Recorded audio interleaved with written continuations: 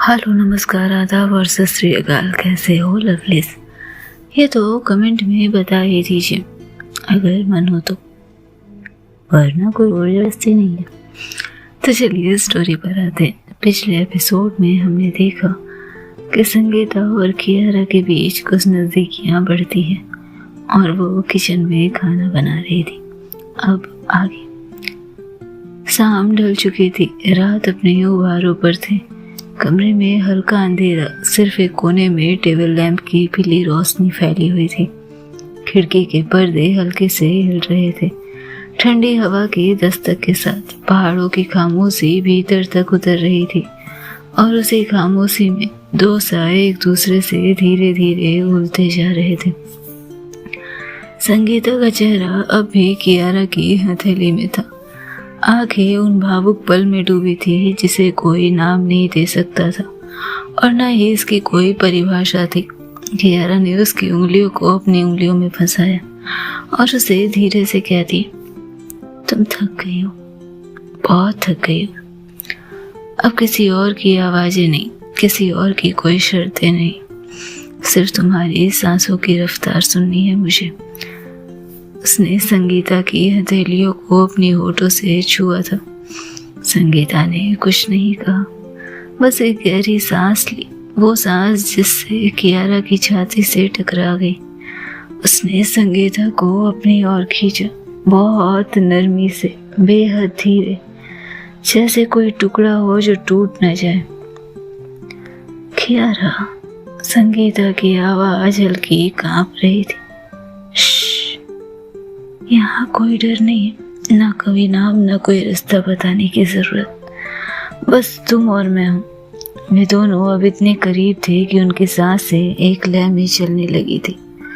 संगीता की उंगलियां कियारा की गर्दन के पीछे उलझ रही थी, कांपती हुई पर ठहराव के साथ। संगीता कहती है, मैं नहीं जानती कैसे थामूं तुम्हें, बिना खुद को टूटे हुए, खुद को खोए हुए। कियारा ने बस इतना ही कहा, तुम मत थामो, बस मेरे पास रहो, मेरे सीने से लगे हुए, और मुझे तुम्हारे सांसों की रफ्तार सुनने दो। सुकून में रहो तुम, मुझे तुम्हारे सुकून से ज्यादा इस दुनिया में किसी चीज की चाहत नहीं। संगीता की उंगलियां कियारा की कमर पर थी, उसकी स्किन से मिलकर जैसे अपना डर धो रही थी। कियारा ने उसके शॉल को हटाया, धीरे, मानो किसी मंदिर का दरवाजा खोल रही हो। तुम अब भी कांप रही हो।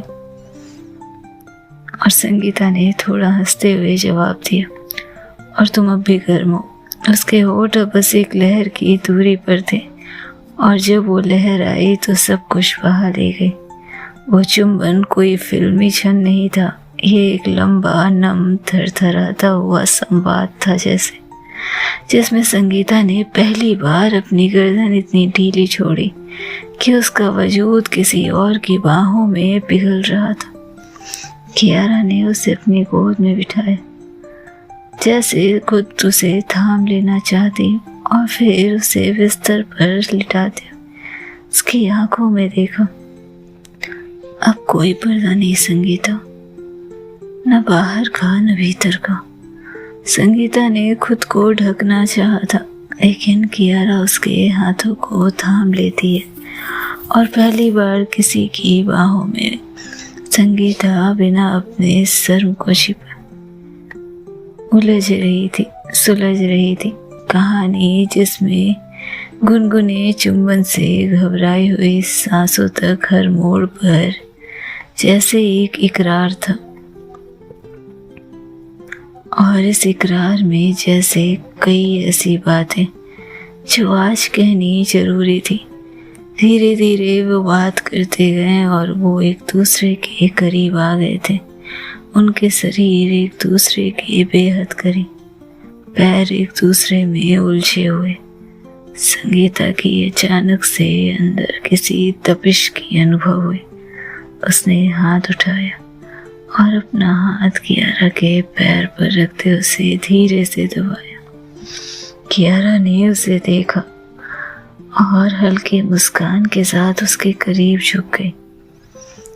मैंने हमेशा सोचा कि तुम कितनी खूबसूरत हो संगीता। उसने फुसफुसाते हुए कहा। सांसें भारी हो रही थी और गर्म सांसें संगीता के कानों को सहला रही थी। संगीता का दिल तेजी से धड़क रहा था। उसने महसूस किया कि कियारा के होठ उसके गाल को छू रहे हैं।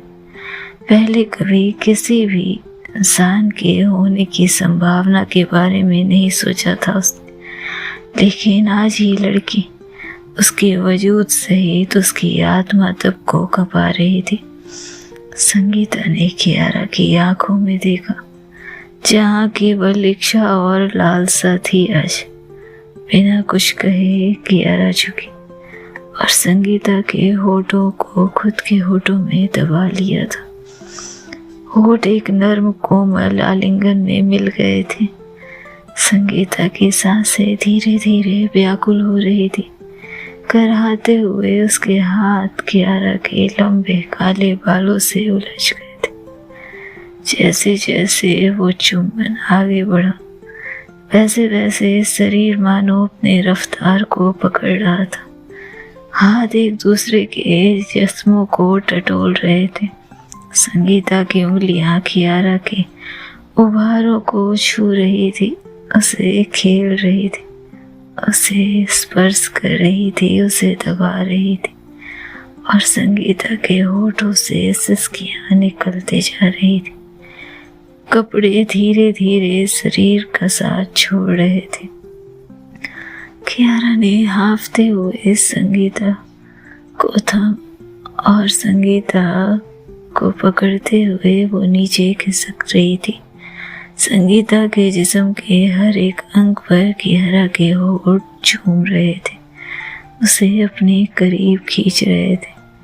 जीभ जैसे बदन के हर पार्ट को छू लेना चाहती थी, उसे महसूस करना चाहती थी। संगीता की आंखें कियारा के बदन पर घूम रही थी। वे दोनों अलग हुए, दोनों भारी सांसें ले रहे थे और दोनों के शरीर से जैसे कपड़े अलग हो रहे थे। संगीता की साड़ी फर्श पर फिसल गई थी और उसके बदन की वो तपिश और उसके बदन की वो गर्माहट कियारा को अपनी तरफ खींच रही थी। कियारा धीरे धीरे उसके पास बढ़ती और धीरे धीरे उसके जिस्मों से नीचे उतरने लगती है। You are so beautiful। Sharma गई थी संगीता के शब्द उसके होठों में दब गए थे। उसके अंदर दौड़ रहे रोमांच को वो नकार नहीं पाई। उसने हाथ आगे बढ़ाया, कियारा के हाथ को थामा और उसे धीरे धीरे उस जगह ले गई जहाँ संगीता को छुअन की सबसे ज्यादा जरूरत थी और वहाँ ले जाके वो उसके हाथ को और थाम देती, रोक देती है। कियारा धीरे से उसे देखती, एक भीनी मुस्कुराहट होठों पर, और इसके साथ ही वो उस जगह पर अपनी दाब बढ़ाती, अपने दबाव बढ़ाती। कराह उठी थी संगीता, सिर पीछे की ओर झुक चुका था। होठ कियारा के संगीता के गर्दन तक पहुंचे थे और उंगलियां उस संवेदनशील जगह पर जैसे किसी तरह के प्रेशर को कंडक्ट कर रही थी। ये जरूरी था। लड़खड़ाते हुए दोनों के बदन एक दूसरे से टकरा रहे थे। होठ अपने जोश में थे। अंदर आते ही जैसे वो होठ कुछ और पाने की ख्वाहिश करते और दोनों के जीव एक दूसरे से लिपट चुके थे। संगीता के हाथ धीरे धीरे कियारा के हाथ पर पड़े और कियारा को समझ आ गया कि वो क्या चाहती। कियारा धीरे धीरे नीचे की ओर सरकती, तभी संगीता उसे थाम लेती है और नाक का इशारा करते हुए उससे अनुरोध करती है। लेकिन कियारा कहाँ ही मानने वाली थी। जाने कितने कितने महीनों से उसने अपनी ये चाहत अपने अंदर रखी थी। वो मुस्कुराती है और कहती है, कहा था ना मुझे खाने में बहुत मज़ा आता है। और इसके साथ ही वो नीचे की तरफ बढ़ जाती है।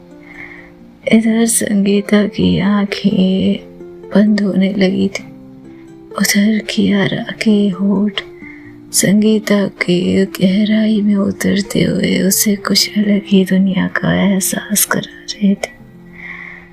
जैसे जैसे कियारा संगीता को छूती रही, संगीता के हाथ कियारा के बदन को सहलाते रहे।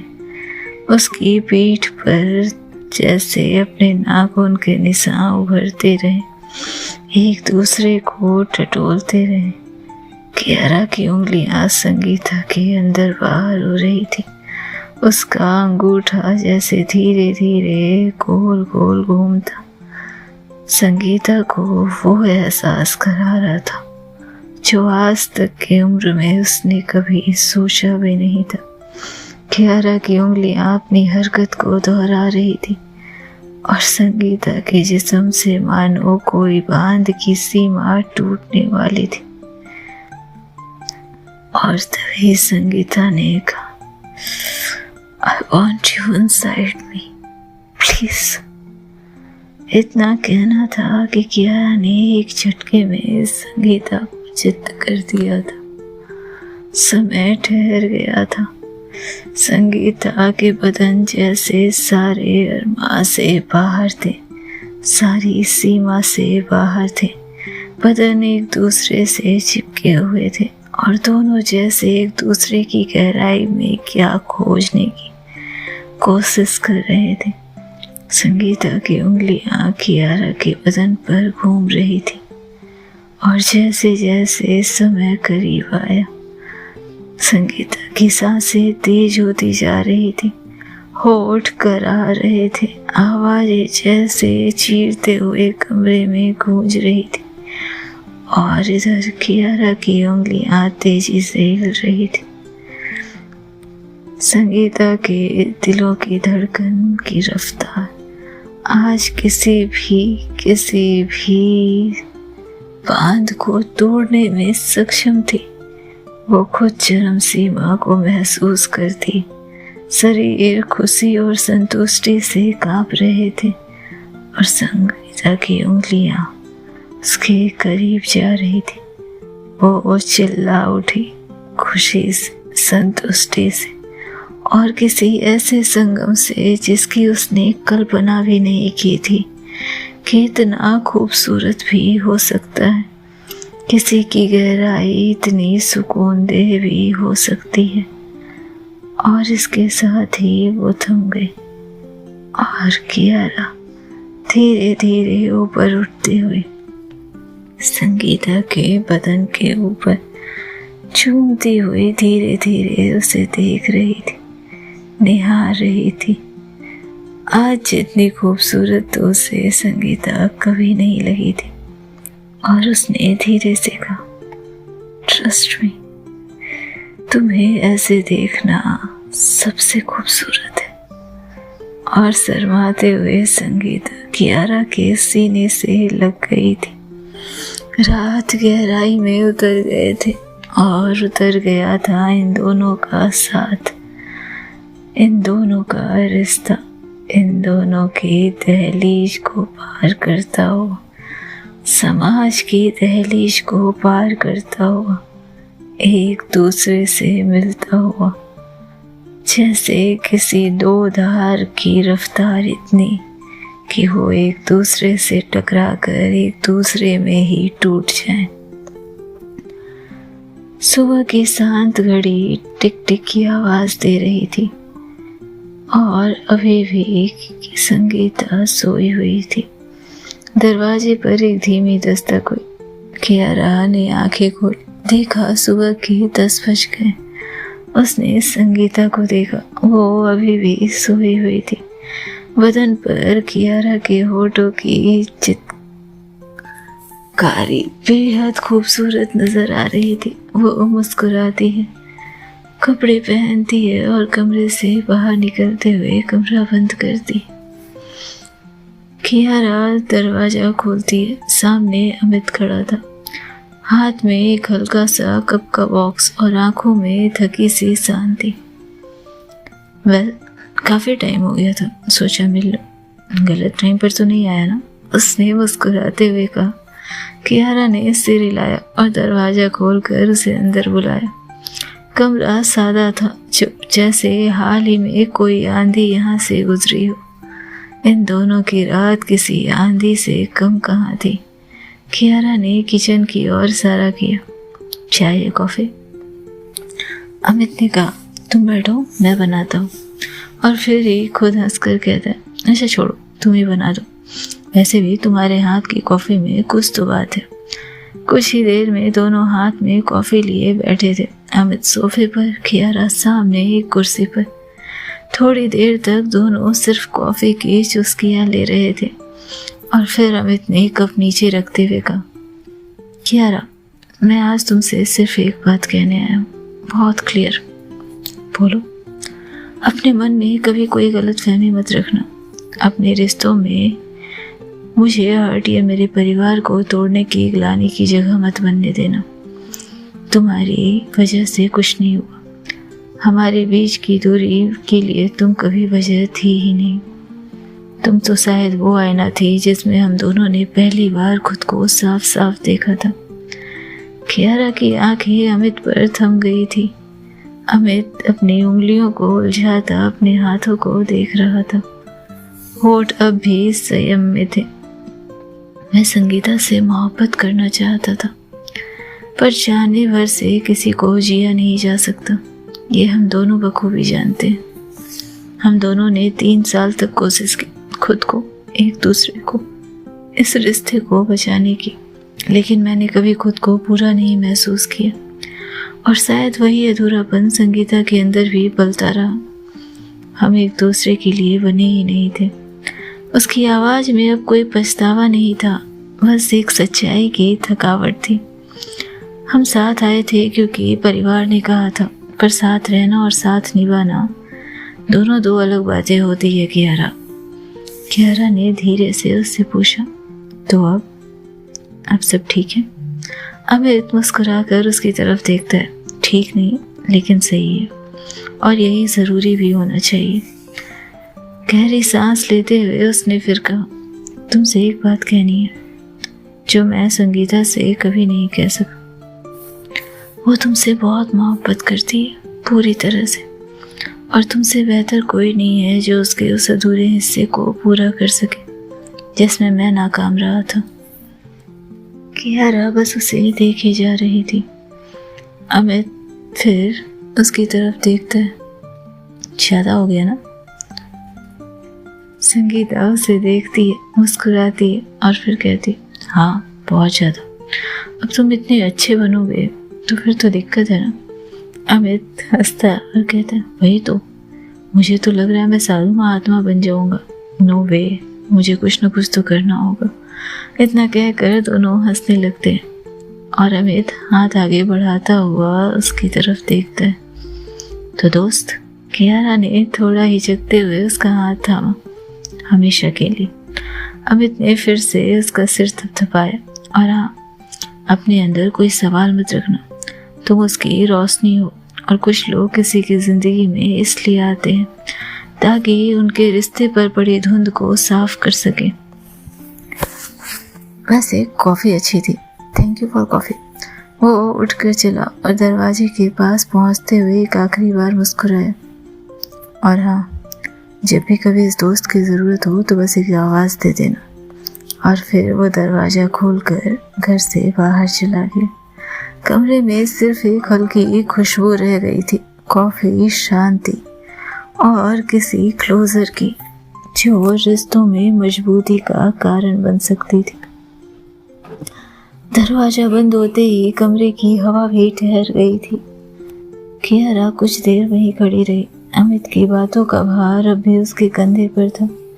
धीरे धीरे वो चलकर कमरे में अंदर आई। जहाँ संगीता खिड़की के पास बैठी थी, गोधूली के रंगों में डूबे हुए। संगीता ने बिना देखे पूछा, गया?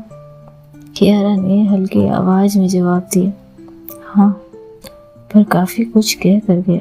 संगीता उसकी ओर देखती है, कुछ कहने ही वाली थी कि कियारा बोल पड़ी, तुम्हारे बारे में बात की, हमारे बारे में बात की। संगीता थोड़ी चौंकी, फिर हल्की सी मुस्कुराई और उसके पास आकर बैठ गई। क्या कहा? कियारा उसकी ओर देखती है और कहती है, कहा कि तुमसे मोहब्बत करने की कोशिश की उसने, लेकिन वो तुम्हें जी नहीं पाया। कहा कि तुम्हारा अधूरापन वो समझ नहीं सका और शायद वो खुद भी अधूरा रहा।